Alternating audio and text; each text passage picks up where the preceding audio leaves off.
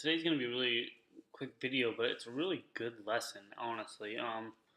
On basically runners. I don't want this. I already have those, as you can see, up. Um, but GLDM was absolutely just flying high this morning. As you can see, there's just a ton of news on it, and it literally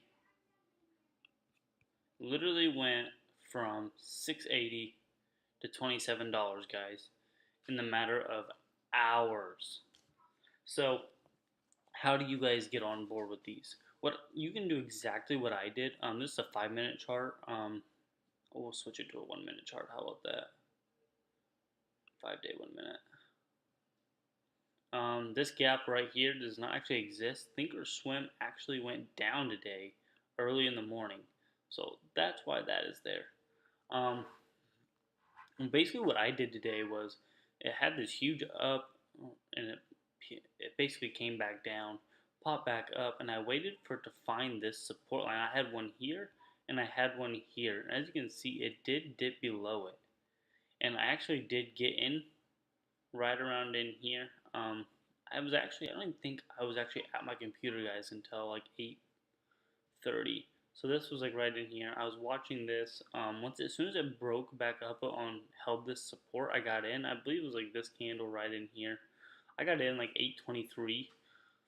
I do like the 23 number. I like the 2 number. And if you guys can see, I kind of repeatedly use those.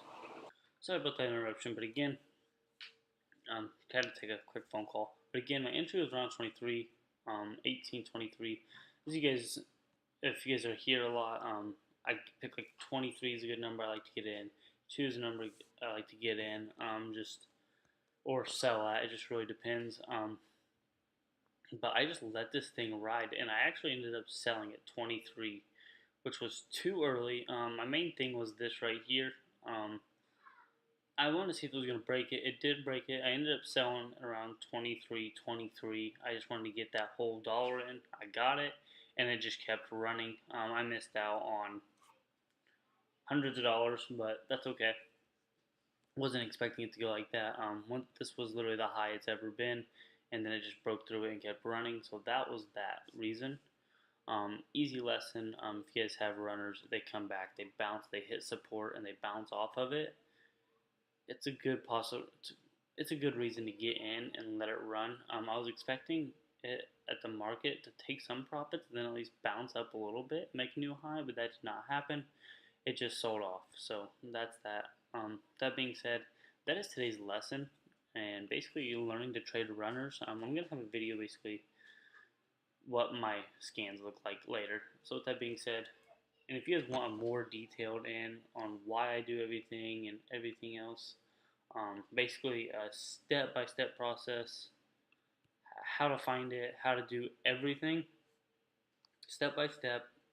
The link to my course is actually markcoxtrading.com. The link to that, that's my website, of course. It's down below.